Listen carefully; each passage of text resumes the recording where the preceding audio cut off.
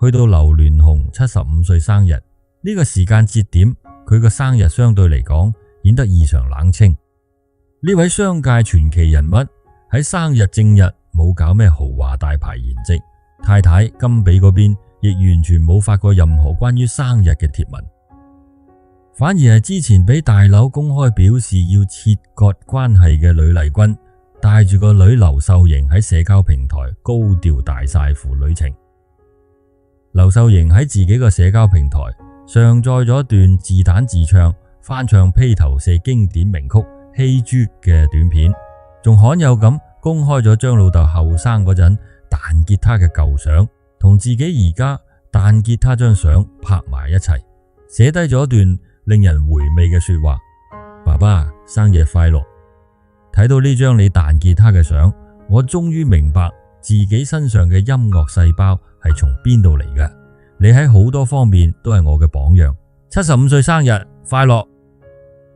呢番話冇提爭產，冇提恩怨，淨係一個女對住個老豆講咗句好簡單亦好真摯嘅多謝，比起任何一場豪華壽宴都嚟得更加實在。大劉嘅健康狀況晨早已經唔係咩秘密。自從2016年做咗換腎手術之後，佢身體狀況就一直走緊下坡。去到今時今日呢個階段，佢雙腳已經出現退化，要靠輪椅代步，同時免疫系統都好脆弱。隨住行動自由喪失，佢對家族資產同埋人際關係嘅掌控力亦都慢慢流失緊。呢個狀況或者就係呂麗君呢一房人夠膽重新殺翻嚟嘅底氣所在。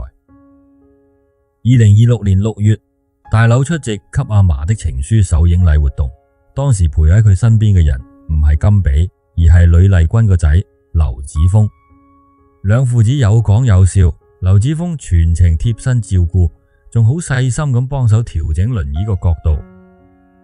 呢個後生仔樣貌似捉阿媽多過似老豆，全程雙手冇離開過老豆張輪椅，面對鏡頭明顯有幾分拘謹。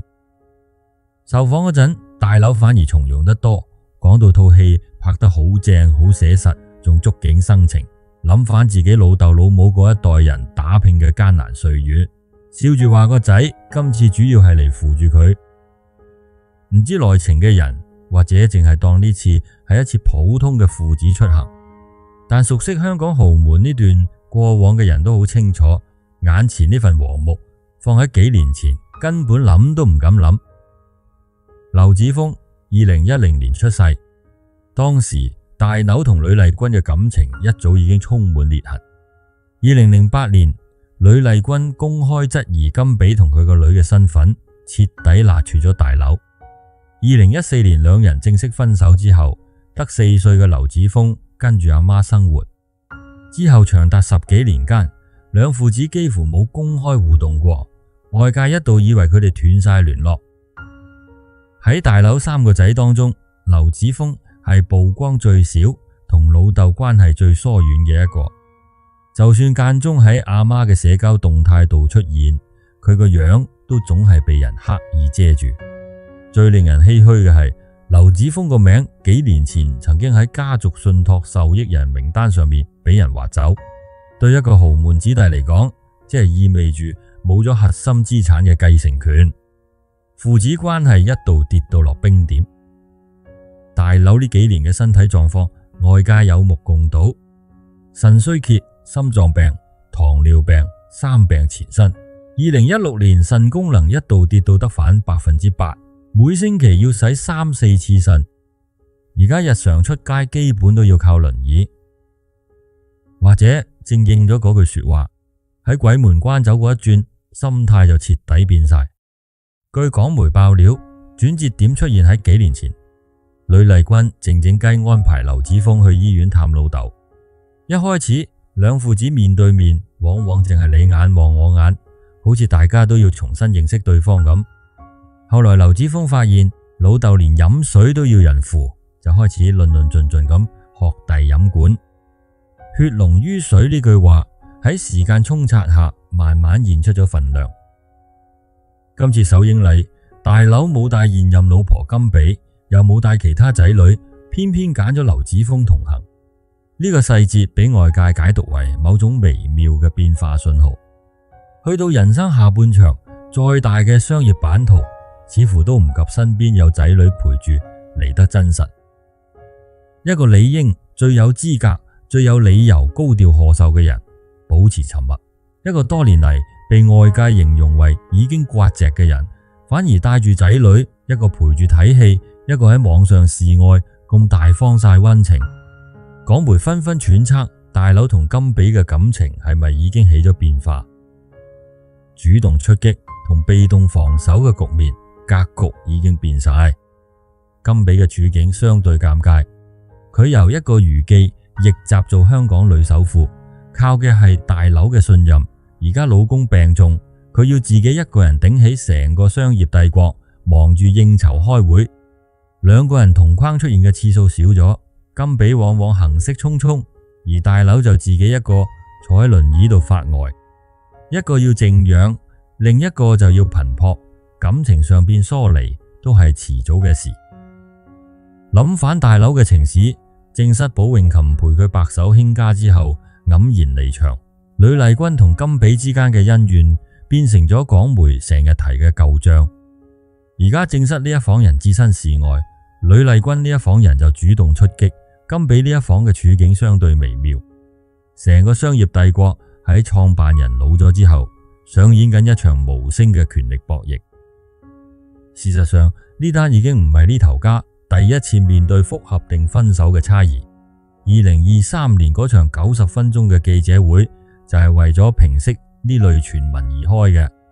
當時大劉公開講明自己淨係愛現任老婆，對呂麗君嘅所有安排全部係為咗啲仔女，絕對唔係想復合。今日呢個情況到底係另一場俾外界過度解讀嘅誤會，定係真係反映緊一段婚姻慢慢降溫？恐怕除咗當事人自己，邊個都講唔實。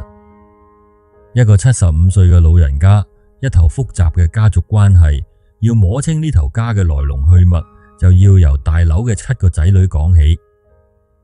大仔劉鳴煒，二女劉秀容，阿媽係正室寶詠琴，三女劉秀瑩，細仔劉子峰，阿媽係呂麗君，再加埋甘比生嘅大女劉秀華，二仔劉仲學同細女劉秀儀。三段感情，7個仔女，幾十年嚟喺呢個龐大商業帝國入面，各自行出咗完全唔同嘅命運。等我哋由大到細，逐個講返。劉鳴煒1980年出世，係大劉同正室寶詠琴生嘅大仔。大劉1951年喺香港出世，原籍潮州。1974年去加拿大留學，返港之後創業起家。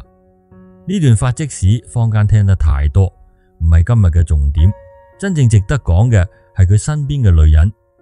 寶詠琴1954年出世，屋企本身好窮，靠自己半工半讀去加拿大留學，喺當地識咗大劉。1977年喺加拿大結埋婚，之後一直陪住佢打拼，由賢內助做到獨當一面嘅投資高手，一度身家過10億，排全港女富豪第2位。不過共患難容易，共富貴難。大劉喺外邊一直都冇收斂，仲要求老婆衣着端莊，唔准搽唇膏。寶詠琴忍咗10幾年，1992年協議離婚。離婚之後，佢一口氣買咗30幾支鮮色唇膏，攞返屬於自己嘅生活。可惜同年佢確診乳癌，之後再患上肺癌同腎衰竭。2002年去珠海換腎，2003年病逝，終年49歲。寶詠琴留低嘅遺產，按遺囑大約60%俾咗大仔劉鳴煒，40%俾咗細女劉秀容。呢兩個仔女嘅人生路，日後行出嚟簡直係南轅北轍。劉鳴煒畢業於倫敦國王學院法律系，後嚟再讀埋倫敦政經學院法律碩士。2007年仲攞埋倫敦國王學院法律哲學博士。2001年做到紐約州註冊律師，仲有 CFA 牌，曾經喺倫敦高盛做過嘢。2006年佢返香港加入華人置業，由投資者關係經理做起，一路做到2014年正式出任董事局主席。除咗做生意，佢喺公職方面都相當活躍，做過香港青年事務委員會主席、青年發展委員會副主席。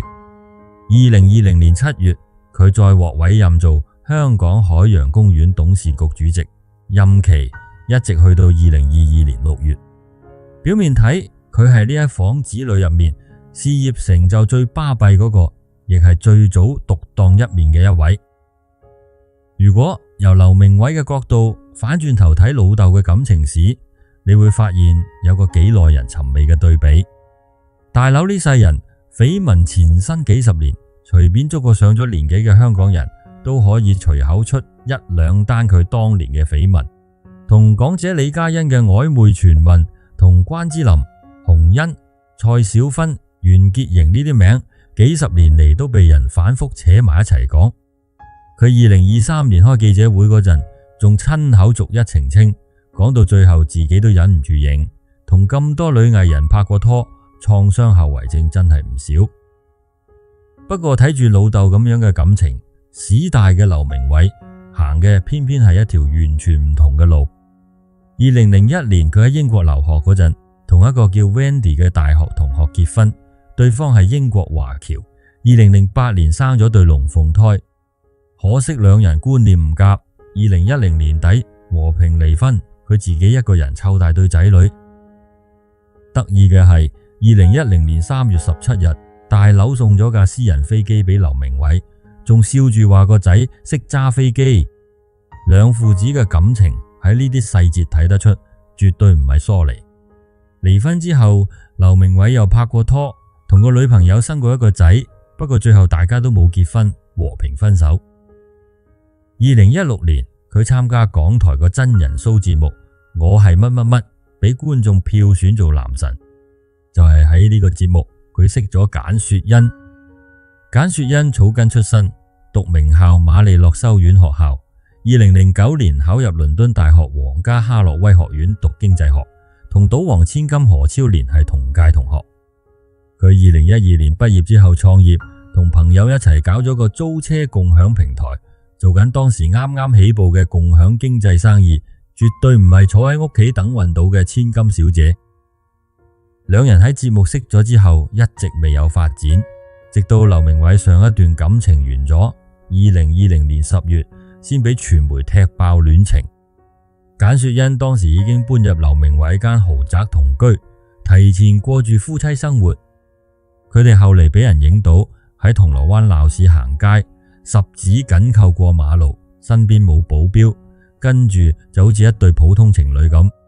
之後佢哋一齊去歐洲度蜜月，最後拉埋天窗。兩段婚姻都係專一咁同一個人拍拖、結婚、共同生活，冇一腳踏幾船，亦未試過俾人影到同邊個女星傳緋聞。同老豆嗰種糾纏幾十年嘅緋聞史相比，簡直係兩種活法。大劉喺2023年記者會度提起呢個大仔，語氣明顯帶住欣賞。講真，我最大個仔今年都42歲，就嚟43歲。佢除咗讀書叻，做到嘢都係事少。佢真係好肯做好多善事，呢樣係我最開心嘅。呢份好肯做善事嘅心喺劉鳴煒身上其實體現得好實在。佢向母校倫敦國王學院捐款，累計超過1100萬英鎊。學院仲因為咁設立咗個用佢個名命名嘅中國研究所。香港城市大學亦喺2016年將一座學術樓命名為劉鳴煒學術樓，嚟多謝佢同佢屋企對大學嘅捐助。而佢同繼母甘比嘅關係亦一直好融洽。甘比試過帶埋自己3個仔女去海洋公園撐劉鳴煒做董事局主席嘅活動。2017年3月1日，華人置業發公告宣布重組，劉鳴煒持有 24.97% 華置權益，大約 4.76 億股。2020年，劉鳴煒將呢批股份連同一批有優先購買權可以再買入嘅 9.54 億股，全數權益一併轉讓晒俾甘比，作價得 4.9 萬美元，折合大約 37.98 萬港紙。一間市值100億計嘅上市公司權益轉手價竟然平過買架靚車。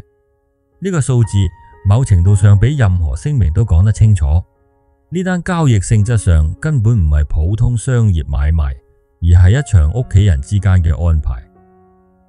交易搞掂之後，劉鳴煒正式同呢間老豆一手創辦嘅上市公司切割。現時華置74.99%股權全部落晒喺甘比名下，劉鳴煒、劉秀容、劉秀瑩、劉子峰4個仔女一啲股份都冇。有傳媒將呢一步解讀為增產失敗，講到佢好陰功咁俾人逼退位。但好多知情人士爆料，佢同甘比關係依然好融洽，佢自己都冇公開抱怨過，反而更似係一場心平氣和嘅主動退位。畢竟對於一個已經攞埋法律博士學位，揸住倫敦國王學院同城大2座大樓命名權嘅人嚟講，一間公司嘅控股權未必係佢人生最着緊嘅嘢。一個喺花花世界度長大嘅豪門大少，最後行出嚟嘅路反而係專一、低調同做善事呢3樣嘢。某程度上可能正正係睇通睇透咗老豆嗰種感情史之後，一種反其道而行嘅選擇。而家嘅劉鳴煒大部分時間留喺英國生活，身家連現金估算依然高達300億港紙，只係再唔喺呢盤生意嘅最前線指點江山。至於寶詠琴嘅細女劉秀容，就同佢阿哥形成極端對比。呢幾年翻遍港媒、財經新聞、社交平台，幾乎揾唔到任何關於佢本人嘅獨立報道。佢亦都冇揸住華人置業嘅股份，唔喺董事局名單入面，甚至連一張近年嘅公開相都揾唔到。呢位大佬嘅細女好似徹底喺公眾視線入面人間蒸發咗咁，靜靜雞活喺一個冇人知嘅角落。同一個阿媽生嘅2個仔女，幾十年之後行咗2條天淵之別嘅路。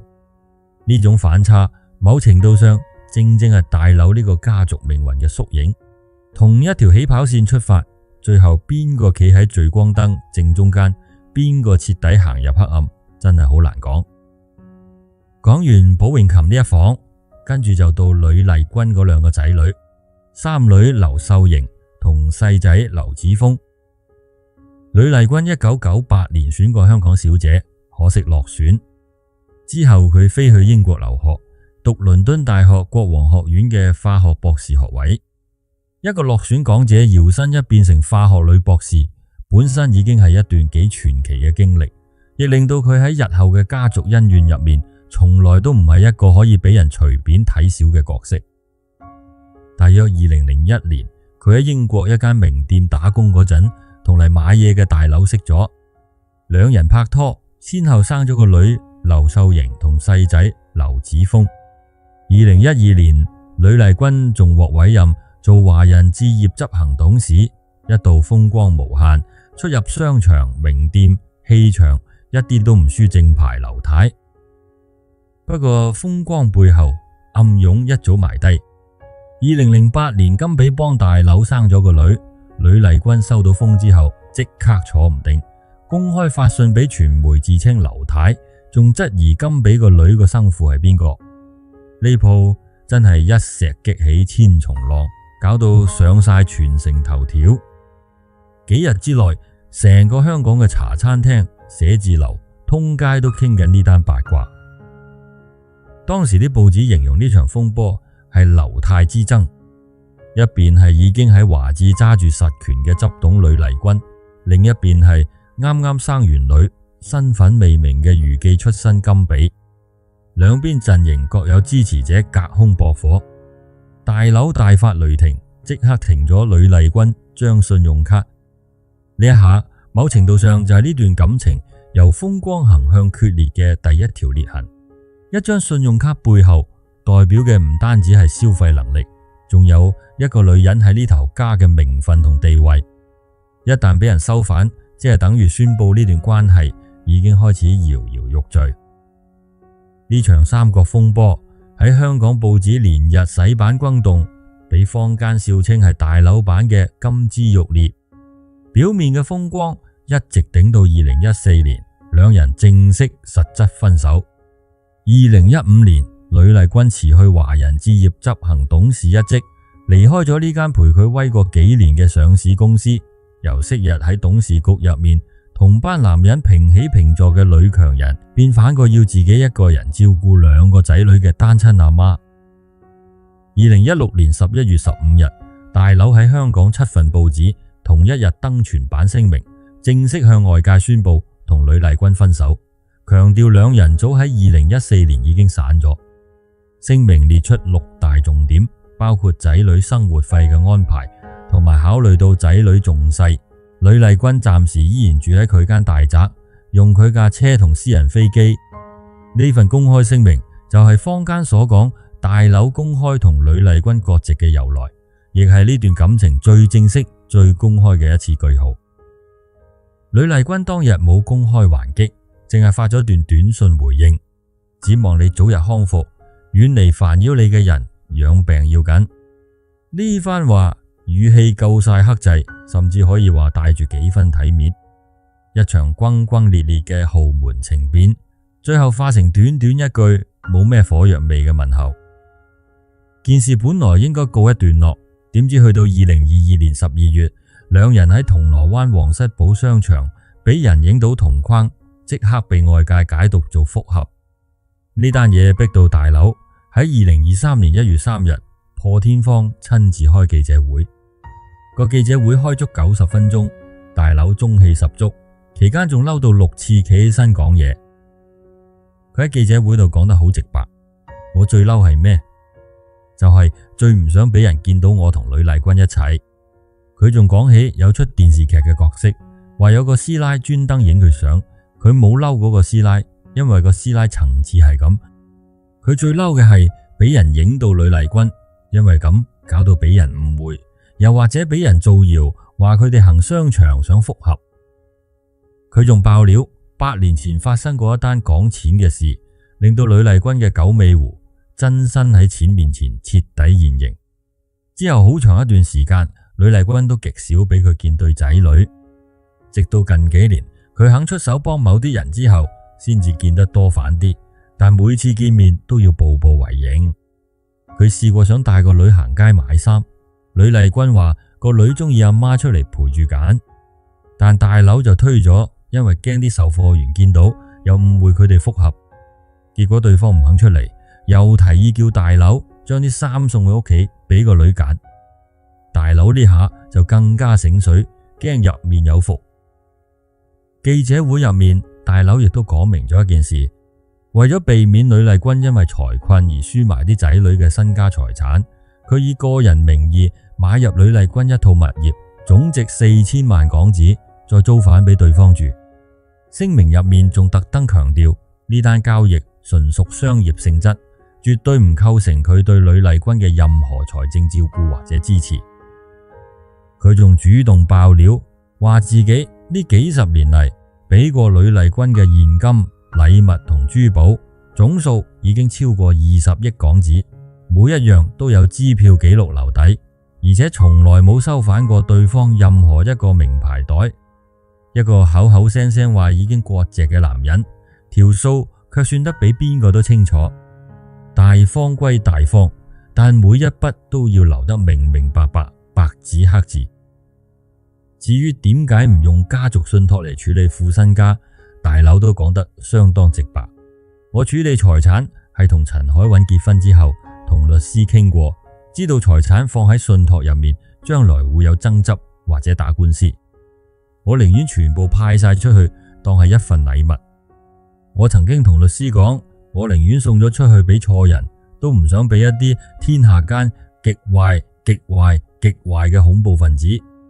呢幾番話，某程度上係大劉呢世人對自己啲財富、對自己成頭家講得最坦白嘅一次剖白。呢場記者會仲順便清埋好多舊賬。有記者問起李嘉欣，大劉澄清自己從來都唔係最中意李嘉欣。當年李嘉欣生日，佢喺報紙登廣告祝賀，下款寫 The One， 其實係為咗新商場搞宣傳噱頭，唔係向對方示愛。仲有人問佢有冇躁鬱症，佢一口否認，淨係笑住話同咁多女藝人拍過拖，創傷後遺症就梗係有。至於坊間傳咗好多年，講到繪聲繪影嘅其他緋聞，大劉一律否認，話從來冇做過，仲反問在場記者：幾十年嚟成日俾人捕風捉影，邊有咁多精神逐樣去回應？呢場記者會某程度上係一個75歲嘅老人家喺人生最後階段，主動為過去幾十年嘅感情賬目做一次大總結。有人聽完覺得佢臨老先出嚟澄清，未免太遲，亦有人覺得大劉終於唔想再欠人交代，唔想帶住咁多傳聞入棺材。呢一步正正詮釋咗大劉對呢一房子女嘅態度。就算同呂麗君嘅關係跌到落冰點，佢對仔女嘅承擔始終冇真正斷過，只不過每行一步都戰戰兢兢，小心翼翼。記者會之後，太太甘比喺深夜鋪咗段歌詞上社交平台，字字辛辣，俾外界解讀為對呢單風波嘅回應。一場記者會竟然引爆咗第二場無聲嘅隔空駁火。喺呢10年8年嘅拉鋸入面，呂麗君嗰對仔女就喺聚光燈以外一步一步咁大個。個女劉秀瑩社交平台賬號叫 Aspen， 去到15歲先正式開始學芭蕾舞，苦練2年就攞到英國皇家舞蹈學院頒發嘅證書，仲成功入選香港芭蕾舞劇團，得閒就跟團去世界各地表演。2023年仲喺國際芭蕾舞比賽公開組一舉攞埋金獎。同一時間佢仲走去參加功夫比賽，5步拳、長拳、南拳、耍劍、班掂，竟然又俾佢掃多塊金牌，話佢文武雙全，絕對冇誇張。真係好難想象一個跳古典芭蕾舞嘅女仔，同一時間可以喺武術擂台度攞獎。除咗跳舞同打功夫，佢彈吉他、鋼琴、拉小提琴，扮識。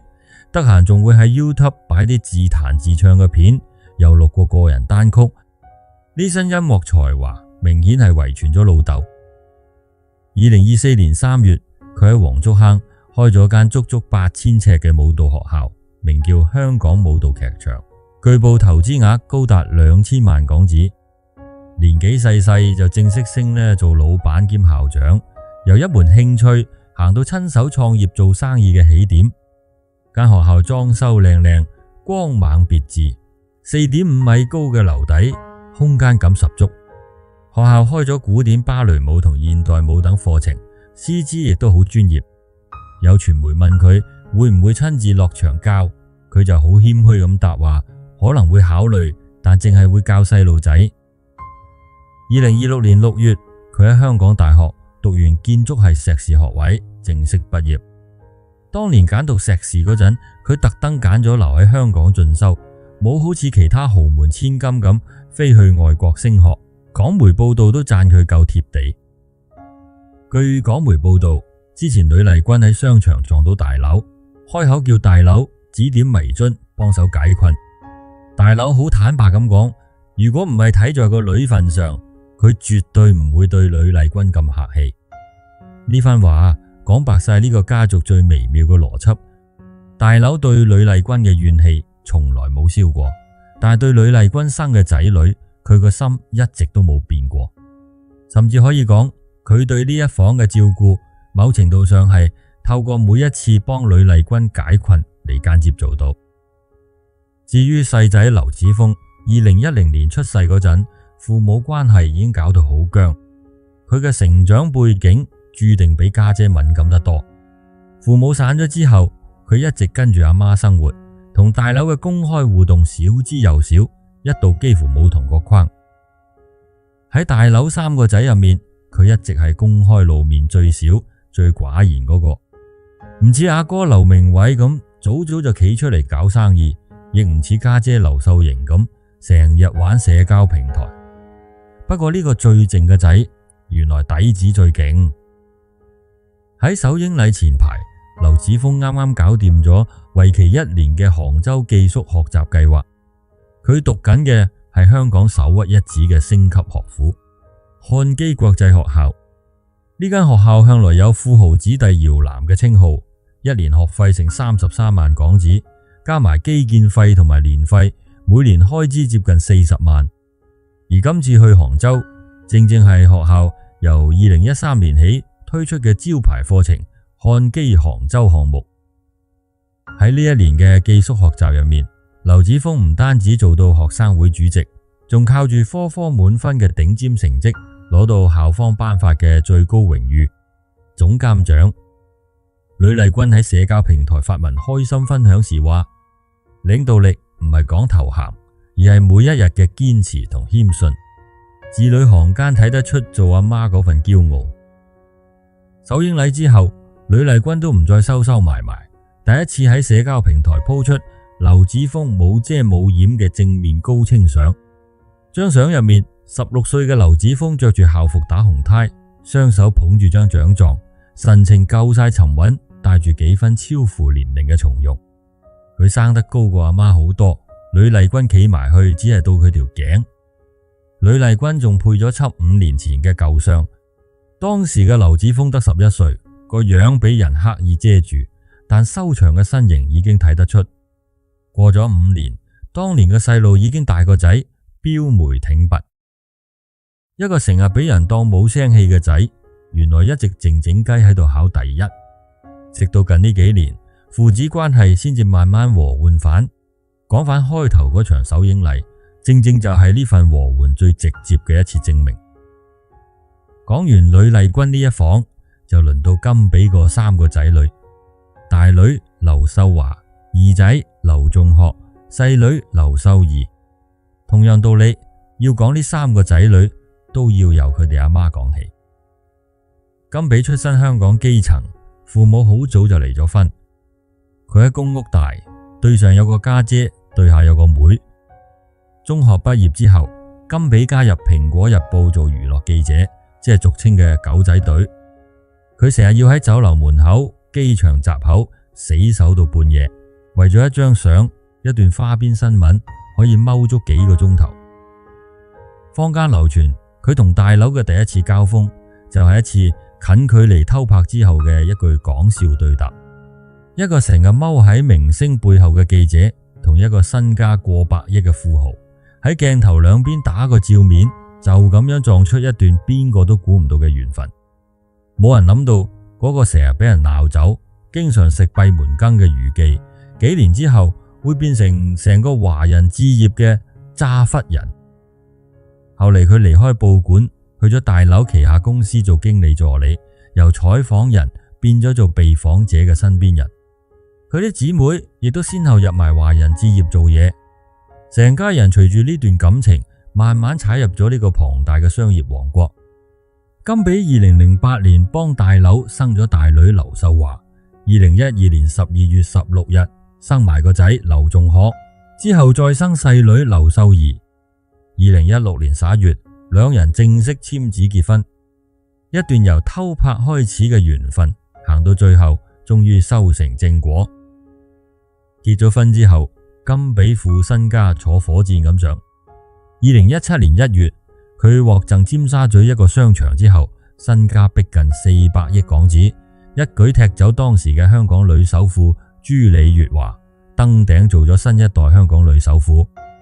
一個當年成日揸住部相機喺街邊死守嘅余記，搖身一變成全香港最有錢嘅女人。呢個轉折本身已經夠料拍出劇啦。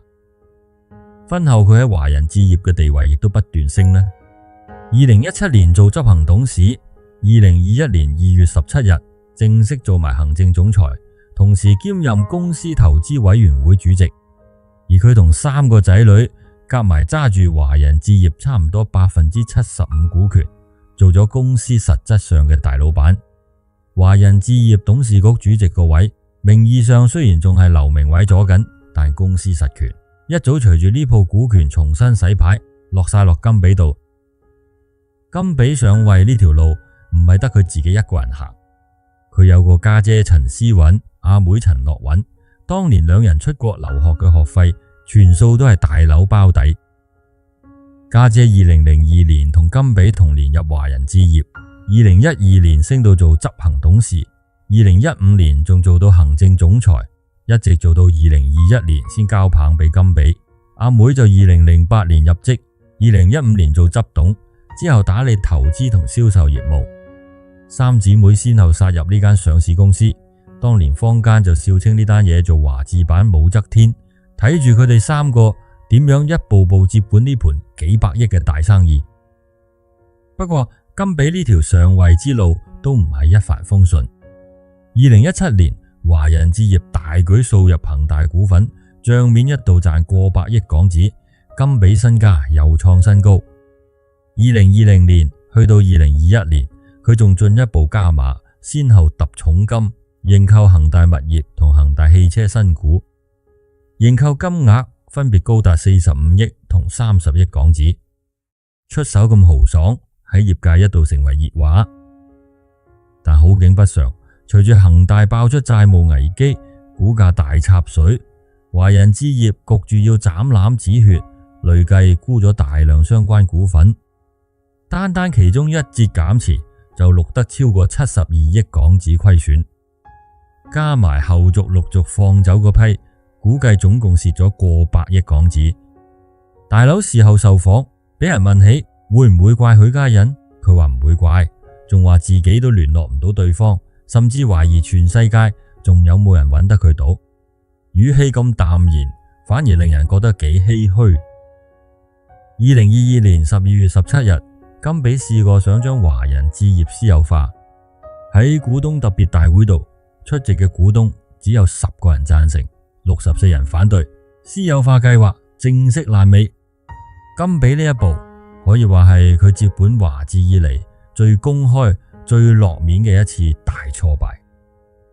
經歷完呢場風暴，甘比喺網上一度由女股神變咗俾人改花名恥笑嘅對象，但佢冇因為咁而縮沙，反而繼續發大自己個商業版圖，喺銅鑼灣開咗間手作鈎織鋪，又玩埋小紅書去探店，同時唔忘做善事，好似幫大涼山啲細路捐錢助學咁。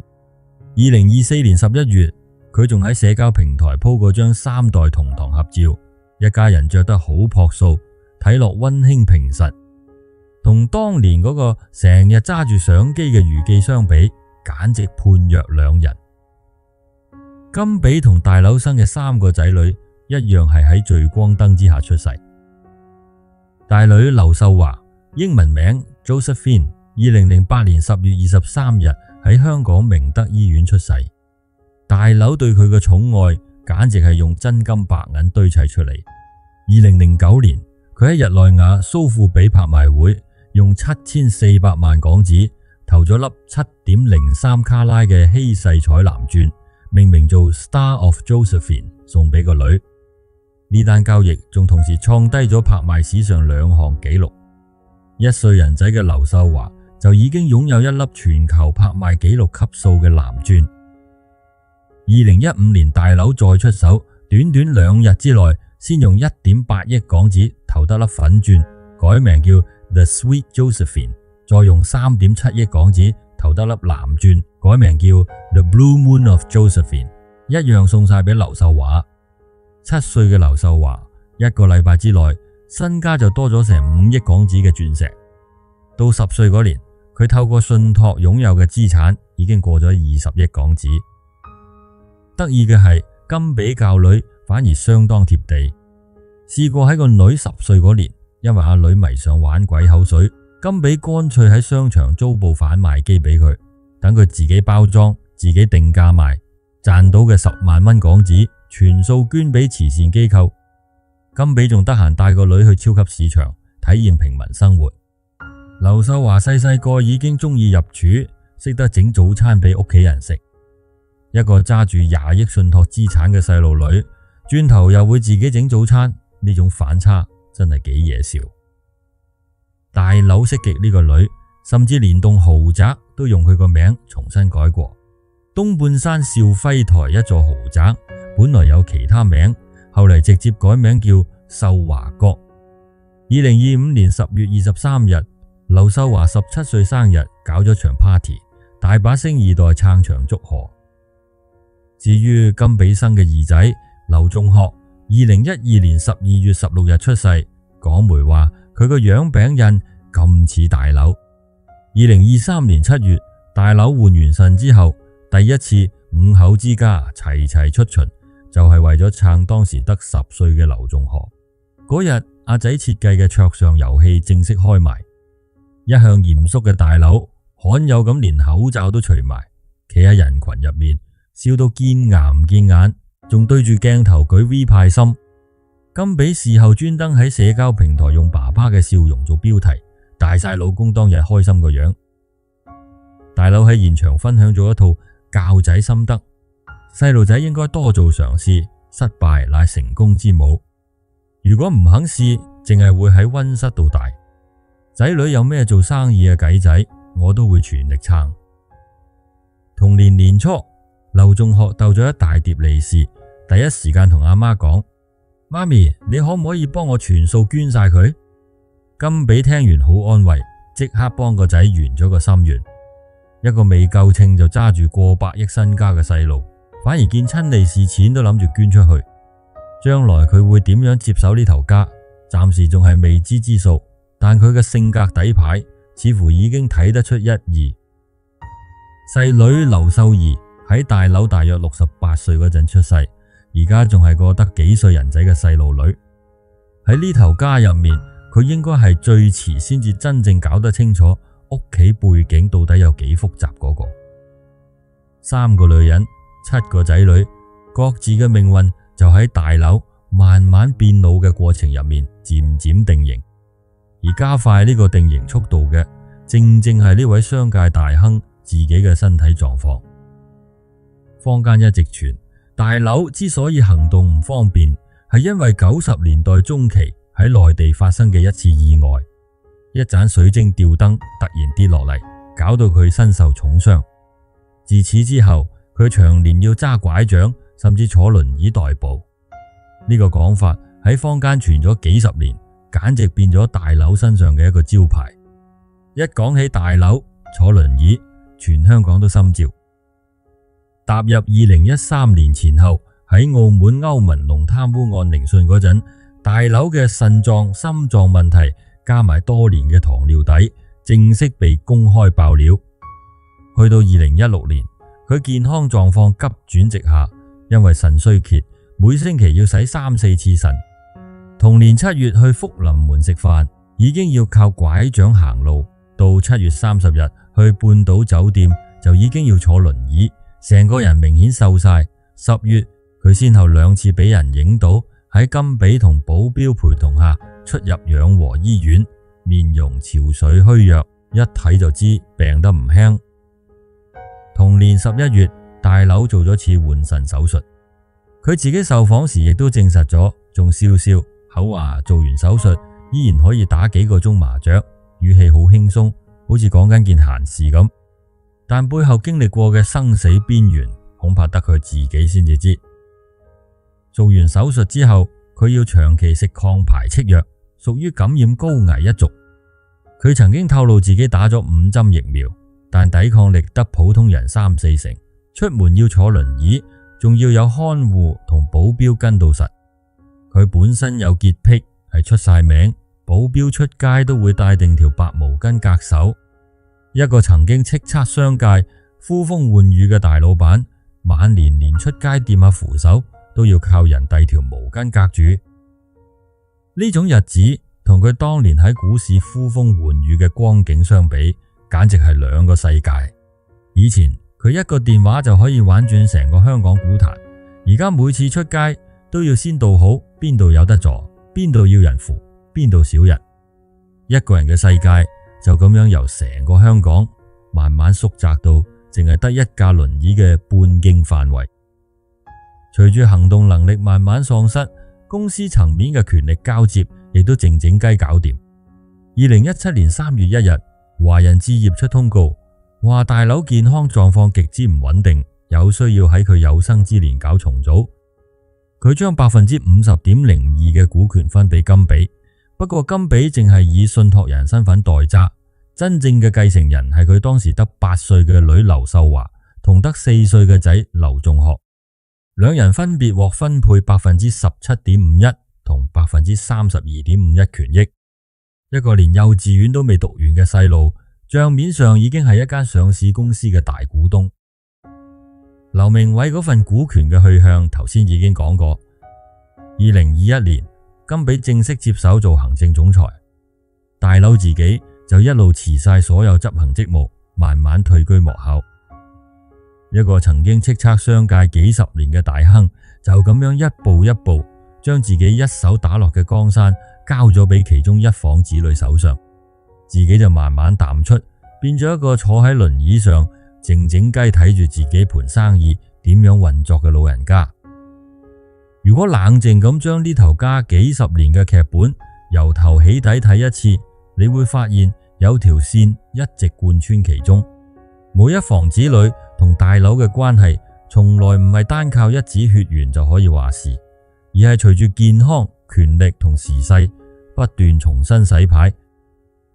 寶詠琴嗰房，佢在生嗰陣陪大劉打天下，佢一走，大仔就自然接過家業，延續一切風光。呂麗君嗰房，因為2008年嗰場劉泰之爭俾人公開割席，之後好多年，仔女想見親生老豆都要睇阿媽肯唔肯放行，直到近幾年先至靠住仔女自己叻仔叻女，慢慢換返一啲久違嘅接觸。甘比嗰一房就係典型嘅後來居上，靠住婚姻嘅合法名分，加埋時機啱啱好撞正大劉健康爆煲，急住分身家嗰幾年，一步到位贏盡成間公司嘅控股權。三條唔同嘅路反映出嚟嘅其實係同一個道理。喺一個幾百億嘅商業帝國入面，父愛可以偏心，但股權表從來都唔同你講人情，而人情往往要等將股權表寫定晒之後，先至有空間慢慢生反出嚟。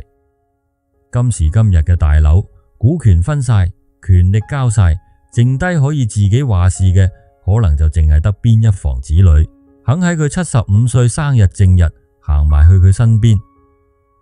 財富可以買到全世界最靚嘅鑽石，買到私人飛機，買到幾十億嘅商客，但始終買唔到病床。前一句真心嘅問候，買唔到一個人喺75歲生日正日唔使孤單咁坐喺輪椅度望住空蕩蕩嘅大